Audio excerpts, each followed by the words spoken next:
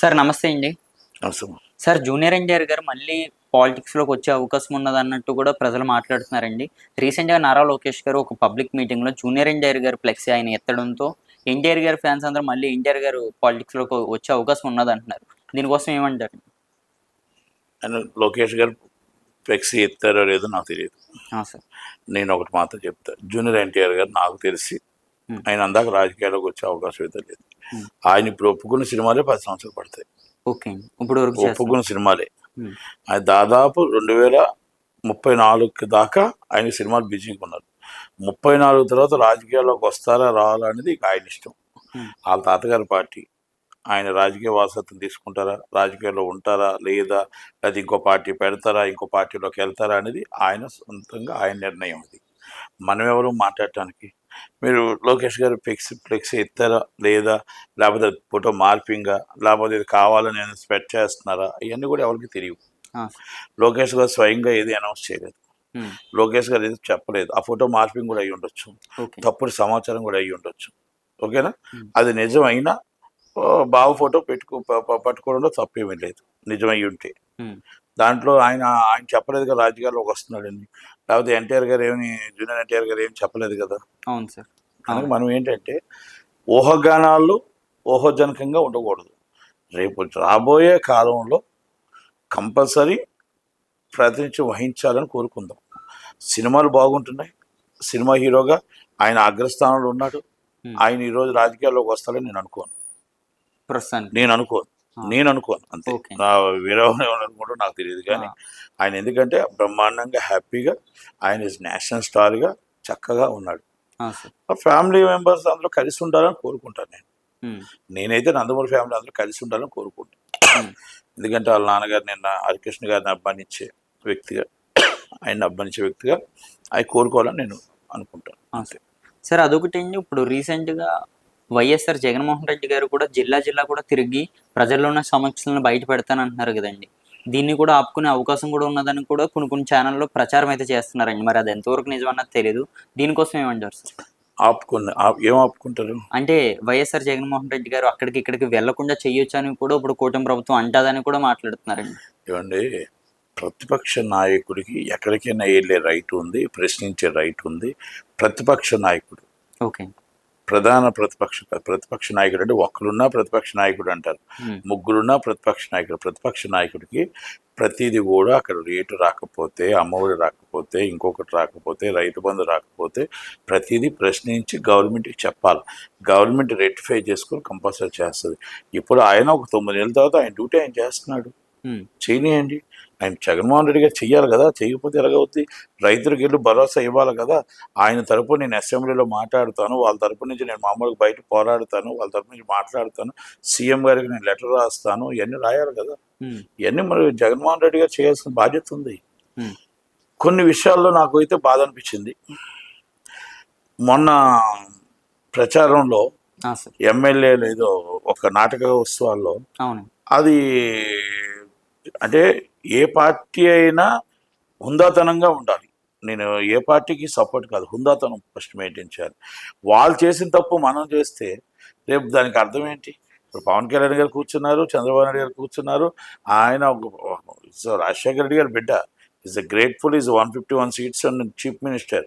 After ఒక MLA కూర్చొని ఆ 11 సీట్లోడా ఆ నన్ను పోల్చుకో అంటే ఈజ్ కరెక్ట్ కాదు. అది అంటే మన వాల్యూ, ఆయన గోటికాడు కూడా నువ్వు పనికిరావు, ఆయన కాళ్ళు దగ్గరికి ఎంట్రన్స్ అవడానికి కూడా నువ్వు పనికిరావు. నేను చెప్తున్నా ఈరోజు, అంటే ఆయన హోదా ఆయనకుంది.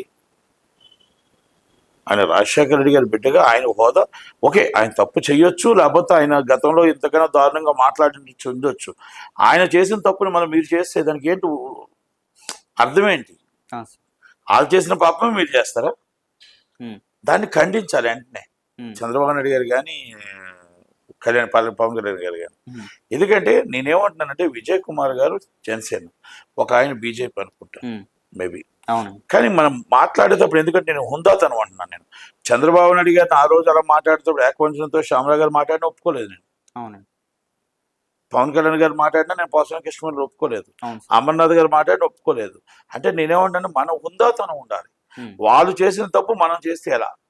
ఒక్కసారి చంద్రబాబు నాయుడు గారు రెక్టిఫై చేసుకోవాలి. ఇది ఎందుకంటే ఏ విధంగా అయినా సరే జగన్మోహన్ రెడ్డి గారు ఈజ్ ద ప్రతిపక్ష నాయకుడు, okay. Ex chief minister, Z+ category. అవును సార్. మీరు చీఫ్ మినిస్టర్, ఒకప్పుడు ఎక్స్ చీఫ్ మినిస్టర్. ఓకే, మిమ్మల్ని అన్నారు అని ఆయన అనడం అనేది కరెక్ట్ కాదు. ఎందుకంటే ఇప్పుడు చంద్రబాబు నాయుడు గారు ఆ నైజం కాదు అయింది. కనుక అలాంటి నాటకోత్సవాల్లో కూడా ఎదుటి వాళ్ళు మనం కించపరచకూడదు. హోదా ఎస్ సార్. అది చంద్రబాబు నాయుడు గారు మాట్లాడారంటే పద్ధతి ఉంటుంది, పవన్ కళ్యాణ్ గారు మాట్లాడారంటే హుందాతనం ఉంటుంది. ఒక ఎమ్మెల్యే నన్ను పోల్చకు అంటే అదేముంటుందంటే నువ్వు ఆయన దగ్గరికి వెళ్ళగలుగుతావా?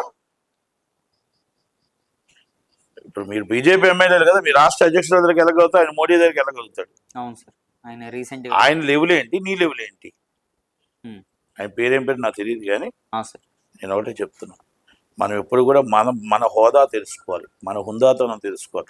నేను శ్యామలా గారిని కూడా ఇంతకుముందు నేను అది చెప్పాను, మన హోదా ఏంటి, అంత పెద్ద అయిన మన అండం ఏంటి, నేషనల్ స్టార్ ఉన్న ఆయన మనం ఏకవంచనతో మాట్లాడటం ఏంటని. ఇప్పుడు కూడా పవన్ కళ్యాణ్ గారు, చంద్రబాబు నాయుడు గారు, జగన్మోహన్ రెడ్డి గారు, మా స్థాయి జగన్మోహన్ రెడ్డి గారిని అనే స్థాయి కాదు, మా స్థాయి చంద్రబాబు నాయుడు గారిని అనే స్థాయి కాదు, మా స్థాయి పవన్ కళ్యాణ్ గారిని అనే స్థాయి కాదు. హుందాతనంగా ఉండాలి. రాజకీయం అంటే మనం హుందాతనం మెయింటైన్ చేయాలి. కొన్ని వాటిల్లో ఆయన ఒకటి ఆడపిల్లల జోలికి ఎందుకు వెళ్తారు, సీరియస్ అవుతారు చంద్రబాబు నాయుడు గారు. ఎస్, మీ పిచ్చి డైరెక్ట్గా ఎదుర్కోండి, ఆడపిల్లల జోలికి వెళ్ళదు, మీరు ఫ్యామిలీస్ జోలికి ఎందుకు వెళ్తున్నారని సీరియస్ అవుతాడు. ఎందుకంటే ఆయన రాజకీయం అలా నడుపుతున్నాడు. కనుక ఈ విధంగా కరెక్ట్ కాదు అనేది ఒకటి. జగన్మోహన్ రెడ్డి గారు ఏది ఏమైనా ఆయన ప్రతిపక్ష నాయకుడు, ఒక పార్టీకి అధ్యక్షుడు, ఒక ex chief minister, is grateful అంటే ప్రపంచంలోనే గర్వించదగ్గ చీఫ్ మినిస్టర్ కొడుకు జగన్మోహన్ రెడ్డి. ఆయన రాజకీయంలో నువ్వు ఎందుకు కూడా పనికిరావు. ఓకే. కనుక దయచేసి ఎదుటి వాళ్ళని కించపరిచే ముందు నీ హోదా ఏంటో తెలుసుకొని ఆ హోదా తగ్గట్టు మాట్లాడు. Sir is not correct. Okay sir. ఈ రెండో విషయం, ఇప్పుడు మీరు అడిగారు జగన్మోహన్ రెడ్డి గారు ప్రతిపక్షంలో ఆయన ప్రతిదీ ప్రశ్నించాల్సిన బాధ్యత ఉంది. ఆయన కాదు, ఆయన ఎమ్మెల్యేలు, ఆయన మాజీ ఎమ్మెల్యేలు, జెడ్పీటీసీలు, ఎంపీటీసీలు వాళ్ళందరూ అక్కడ బెల్ట్ షాపులకి కుమ్మక్కైపోయారు. Okay sir. ఆంధ్రప్రదేశ్ వైన్స్ లో కుమ్మక్కైపోయారు. విశాఖపట్నం వెలగపూడి రామకృష్ణతో కుమ్మక్కైపోయారు. చోడవరంలో మొత్తం టీడీపీలతో కుమ్మక్కైపోయారు. అనకాపల్లి జిల్లాలో కుమ్మక్కైపోయారు. మొత్తం టోటల్గా ఎక్కడైతే మాడుగుల నియోజకవర్గం ఉందో బండారు సత్యనారాయణమూర్తి గారితో కుమ్మక్కైపోయారు. శ్రీకాకుళంలో కుమ్మక్కైపోయారు. విజయనగరంలో కుమ్మక్కైపోయారు. ఒక్కసారి నేను చెప్పింది నిజమా కాదా జగన్మోహన్ రెడ్డి గారు తెలుసుకోవాలా, టీడీపీ వాళ్ళు కూడా తెలుసుకోవాలా. మేము వైసీపీ మేము పోరాడుతున్నాం అనేవాళ్ళు, వాళ్ళని మీరు ఎందుకు కలుపుకున్నారో అనేది ఒకటి చెప్పాలా. ఈ బెల్ట్ షాపుల్ని అరికట్టవలసింది, ప్రశ్నించవలసిన జగన్మోహన్ రెడ్డి గారి పార్టీ వాళ్ళే ఆ విధంగా చేస్తే, అధికార పార్టీలో మొత్తం ఏదున్నా తప్పుంటే తాట తీస్తామని చెప్పిన మరి అధికార పార్టీ వాళ్ళే కలిసిపోతే ప్రశ్నించే గొంతుకు ఏది, ప్రశ్నించేవాడు ఏది? అధికార పక్షం ప్రతిపక్షం రెండు కలిసిపోతే ప్రశ్నించే గొంతుకు ఏది అని అడుగుతున్నా. పవన్ కళ్యాణ్ గారిని కూడా సూటుకు అడుగుతున్నా. మీ పంచాయతీ వాళ్ళకి 10 నెలలు అవుతుంది పవన్ కళ్యాణ్ గారు, మీ పంచాయతీలో అవినీతి తాండవేస్తుంది. ఈవోలు కానీ గత వైసీపీలో ఉన్నోళ్ళే ఇష్టం వచ్చినట్టు కుంభకర్ణులో తిన్నువాళ్ళే ఈరోజు దాంట్లోనే ఉన్నారు. ఉదాహరణకి మాడుగుల్లో మొత్తం వడ్డాదిలో ఈవోగా ఉండి కోట్లాది రూపాయలు తినేసి మీ జనసేన కొనతాల రామకృష్ణ గారు అనుచరుడు అయిన ఆయన అకౌంట్లోనే పెద్దలు ఊరలందరూ పట్టుకుంటే ఆ ఈవో 20 లక్షలు డిపాజిట్ చేశాడు కోఆపరేటివ్ బ్యాంక్ అని మాడుగుల. Okay sir. జనసేన నాయకుడికే మరి డిపాజిట్ చేస్తే అది పట్టుకుంటే ఇది కోట్లాది రూపాయలు, అప్పుడు ఎమ్మెల్యే, వైసీపీ ఎమ్మెల్యే, ఈవో కోట్లాది రూపాయలు ఇసుక దందలో తినేస్తే ఆ ఊళ్ళందరూ పట్టుకొని కట్టేస్తే చేశారు. ఆ వ్యక్తిని ఎక్కడ ట్రాన్స్ఫర్ చేశారు తెలుసా వైసీపీ వాళ్ళు? చోడవరంకి ట్రాన్స్ఫర్ చేశారు. ఇప్పుడు చోడవరంలోని టీడీపీ ఎమ్మెల్యేతో కుమ్మక్కైపోయి మొత్తం దోచుకుంటూ ఉన్నాడు. అక్కడ అవినీతి చేశాడు కనబడుతుంది. మళ్ళీ అవినీతి పరుడు ఇక్కడ పెట్టారు.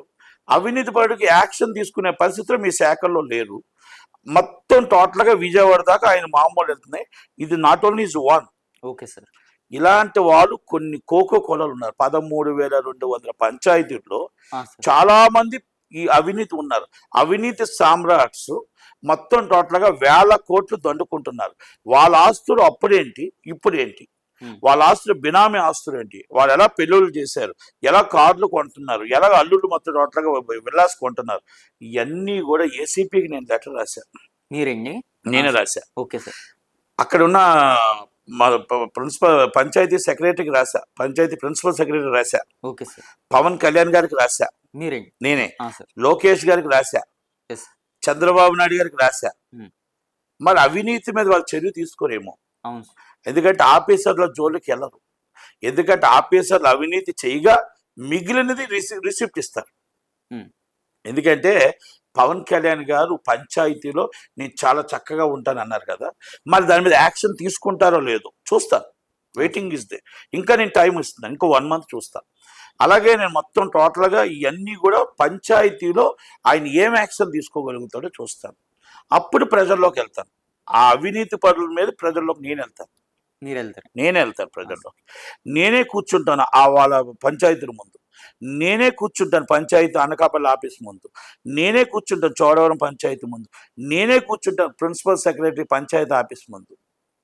అంటే నేను ఎందుకు చెప్తున్నానండి ఈ మాట, నేను నాట్ ఓన్లీ వన్ సెక్రటరీ కోసం చెప్పట్లే.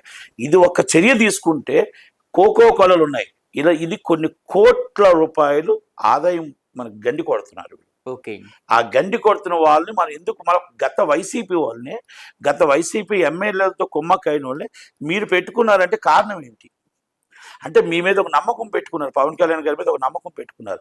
పవన్ కళ్యాణ్ గారు నీతి నిజాయితీగా ఆయన శాఖల్ని చాలా బ్రహ్మాండంగా చేస్తారు, అవినీతికి తావు లేకుండా చేస్తారు అని అంటున్నారు. మరి మీకు తెలియకుండా మోసం జరుగుతుంది, మీకు తెలియకుండా అవినీతి జరుగుతుంది, మీకు తెలియకుండా అమరావతి నుంచి మొత్తం టోటల్గా ఒక చైన్ లింక్ నడుస్తుంది. ఈ అవినీతిని మొత్తం ప్రక్షాళన చేయాలి అంటే అమరావతి ఉన్న ఆఫీసర్ల దగ్గర నుంచి అప్ టు అనకాపల్లి జిల్లా ఆఫీసర్ల దాకా మొత్తం ప్రతి ఆఫీసర్లు ప్రక్షాళన చేయగలిగితేనే మీరు ఈ ప్రక్షాళన చేసి అవినీతిని తావు లేకుండా చేయగలుగుతారు కదా. మరి అలాంటిది దయచేసి పవన్ కళ్యాణ్ గారు మీరు ఒక్కసారి మనసు పెట్టండి, దృష్టి పెట్టండి. మీ పంచాయతీని క్లీన్ చీట్గా తరిమి కొట్టి, అవినీతిని తరిమి కొట్టి నిలబెడతారని నేను చెప్పిన దాని మీద కొనతాల రామకృష్ణ గారు యాక్షన్ తీసుకుంటారా? కొనతాల రామకృష్ణ గారు ముఖ్య అనుచరుడు అడపా నరసింహమూర్తి గారు, ఆయన కోఆపరేటివ్ బ్యాంక్ ఆయన అకౌంట్లోనే డబ్బు ఉంది, అది కూడా అందరూ కలిపి వసూలు చేశారు. దానికి విట్నెస్ తాతయ్య బాబు గారు, finance MD housing finance and TDP. Okay sir. ఇన్ని నేను చెప్తూ ఉన్నాను కదా, ఇది అబద్ధం అయితే నా మీద కేసు పెట్టండి, ఓకే, నిజమైతే వాళ్ళని యాక్షన్ తీసుకోండి. Okay sir. 2 విషయాలు చెప్పా, అబద్ధం అయితే నా మీద కేసు పెట్టండి, నిజమైతే వాళ్ళ మీద యాక్షన్. పవన్ కళ్యాణ్ గారు, ఇది మిమ్మల్ని నమ్ముకున్న జనాలకి మీ మీద ఒక రకమైన, నా పార్టీ నాయకుడిగా మీ మీద ఒక రకంగా నమ్ముకున్నారు కాబట్టి మీరు హోంశాఖని ప్రశ్నించారు, ప్రతి శాఖని మీరు ప్రశ్నిస్తున్నారు. డిప్యూటీ సీఎం తర్వాత మీరే, మీ శాఖలోనే అవినీతి తాండవ వెళ్తుంటే ఇక పక్క శాఖకు మీరేం చూడగలుగుతారు అనేది ప్రశ్న. కనుక దయచేసి ఆ బ్యాడ్ మీకు రాకుండా ఈ అవినీతి ఆఫీసర్ని తరిమి కొట్టమని, వైసీపీ హయాంలో ఎంత మింగారో ఈ తిమింగళాలని తరిమి కొట్టమని, ఏసీబీతో ఎంక్వైరీ చేయించమని, నేను సాక్ష్యాలు ఇవ్వకపోతే నా మీద కేసు పెట్టండి, సాక్ష్యాలు ఇస్తే వాళ్ళ మీద కేసు పెట్టండి. Thank you very much. Thank you.